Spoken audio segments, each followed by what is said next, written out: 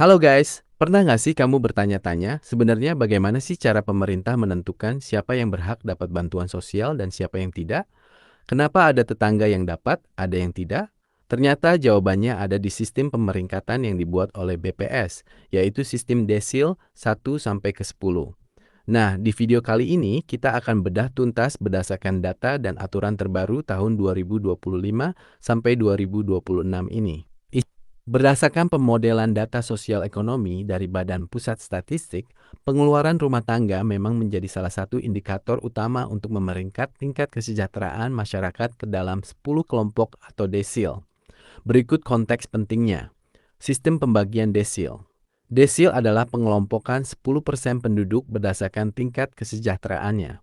Desil 1 sampai 2 kelompok miskin, desil 3 sampai 4 kelompok rentan miskin, desil 5 ke atas kelompok menengah ke atas. Ini adalah golongan yang dianggap sudah mampu dan bukan lagi prioritas penerima bansos. Posisi desil ke-6, khusus untuk desil 6, secara statistik kelompok ini dianggap sudah mulai mandiri secara ekonomi dan sudah aman dari resiko kemiskinan ekstrim. Bukan cuma soal uang, banyak yang mengira penentuan ini hanya dilihat dari besarnya pengeluaran per bulan.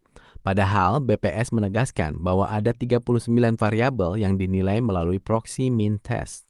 Ini mencakup kondisi perumahan, kepemilikan aset, hingga karakteristik sosial ekonomi lainnya. Jadi bukan cuma soal berapa banyak kamu belanja, tapi juga bagaimana gaya hidup dan fasilitas yang kamu miliki. Standar berbeda tiap daerah. Seperti yang disampaikan Wakil Kepala BPS, Sony Hari Budi Utomo Harmadi, standar ini tidak disamaratakan secara nasional. Angka di Jawa bisa berbeda dengan di luar Jawa, karena disesuaikan dengan pola konsumsi dan harga kebutuhan di masing-masing daerah. Perubahan sistem. Penting untuk dicatat, mulai tahun 2026, pemerintah kini bertransisi menggunakan data tunggal sosial ekonomi nasional sebagai dasar pemeringkatan ini. Penutup. Jadi itulah gambaran bagaimana pemerintah melihat kondisi ekonomi kita lewat data BPS. Sistem ini dibuat agar bantuan yang disalurkan benar-benar tepat sasaran dan menyentuh mereka yang paling membutuhkan. Semoga informasi ini bisa menjawab rasa penasaran kalian ya. Jangan lupa like, komen, dan subscribe kalau video ini bermanfaat. Sampai jumpa di video berikutnya.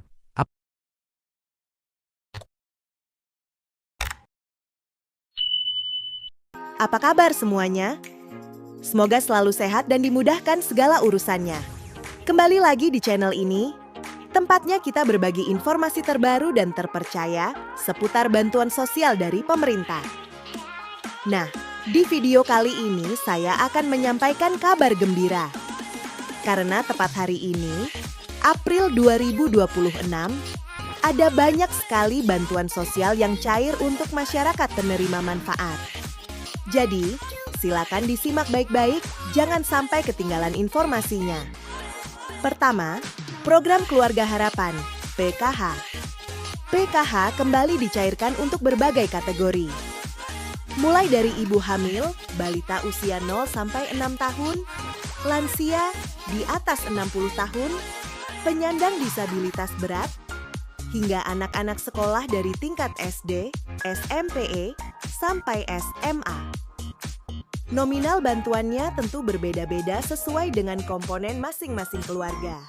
Pastikan dicek melalui buku tabungan atau ATM di Bank Himbara, yaitu BRI, BNI, Mandiri, maupun BTN. Kedua, bantuan pangan non-tunai, BPNT, atau kartu sembako. Untuk penerima BPNT, saldo sudah mulai masuk dan bisa dibelanjakan melalui e-warung atau agen yang sudah ditunjuk.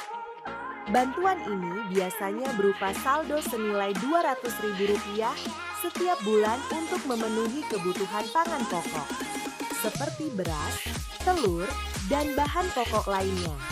Ketiga, bantuan langsung tunai dana desa. Beberapa desa sudah menyalurkan BLT dana desa tahap bulan April. Jadi bagi keluarga penerima manfaat di tingkat desa, segera konfirmasi ke kantor desa atau cek informasi dari bank penyalur terdekat. BLT dana desa ini diberikan untuk membantu meringankan kebutuhan hidup sehari-hari, terutama bagi keluarga yang masuk kategori miskin dan rentan. Keempat, bansos pangan beras 10 kg. Selain bantuan tunai, ada juga bansos beras 10 kg yang disalurkan melalui Bulog.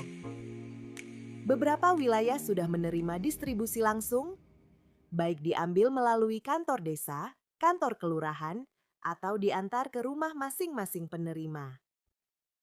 Assalamualaikum warahmatullahi wabarakatuh. Selamat datang di channel info bansos terkini.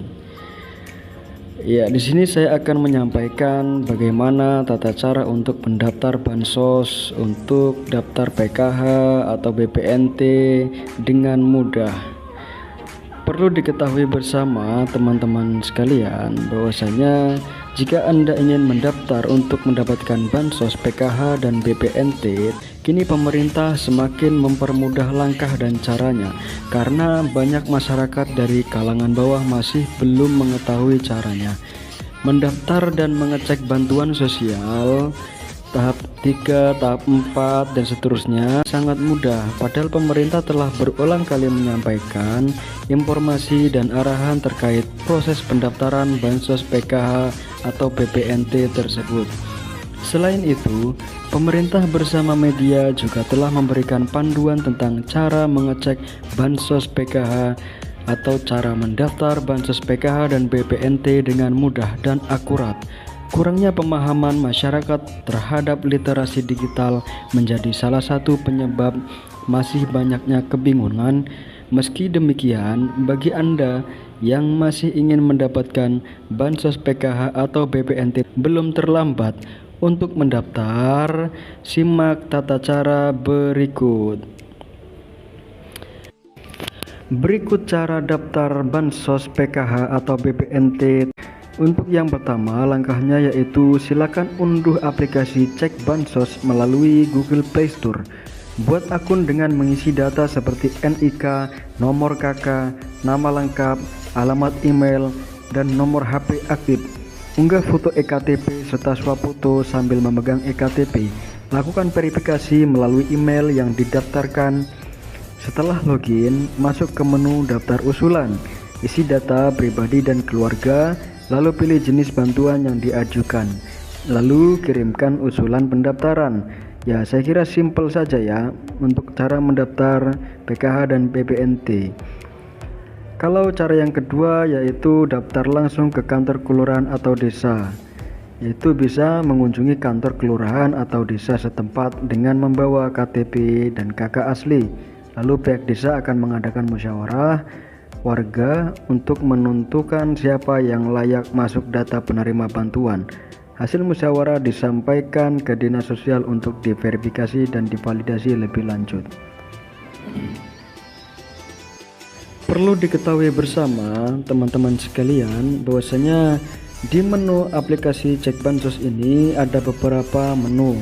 Untuk menu yang pertama yaitu menu Cek Bansos, yaitu untuk mengecek atau mencari data penerima manfaat bantuan sosial. Caranya simpel saja ya, yaitu memasukkan provinsi, kabupaten, kota, kecamatan, kelurahan, desa, nama sesuai KTP. Setelah data-data dimasukkan, pastikan untuk memasukkan data yang valid agar nama sesuai yang keluar. Nanti akan muncul apakah nama penerima itu dapat bantuan atau tidak. Untuk menu yang kedua yaitu menu sanggahan, yaitu menu untuk menyanggah seseorang atau keluarga penerima manfaat yang Anda kira sudah mampu sesuai fakta di lapangan, seperti memiliki mobil, pekerjaan layak di atas MR dan lain sebagainya. Untuk menu yang ketiga ini dia, yaitu menu usulan, cara untuk mengusulkan data Anda, diri Anda, keluarga, kerabat, teman, dan lain sebagainya. Menu usulan ini silakan memasukkan NIK, KTP, dan lain sebagainya yang dibutuhkan untuk mendaftarkan diri Anda sebagai penerima manfaat. Jangan lupa untuk mengecek desil di menu profil. Nanti akan tertera ada di desil berapakah Anda Jika desil Anda itu di bawah 5, maka Anda berkemungkinan akan mudah untuk mendapatkan bantuan sosial dari pemerintah. Jika desil Anda 6 ke atas sampai 10, maka Anda harus melakukan request pembaruan data dulu agar supaya Anda memenuhi kriteria untuk sebagai penerima manfaat bantuan sosial.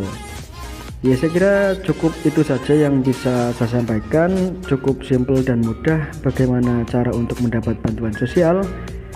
Jika video ini bermanfaat, seperti biasa jangan lupa like, comment, subscribe, dan share agar Anda tidak ketinggalan berita terkini tentang info bantuan sosial.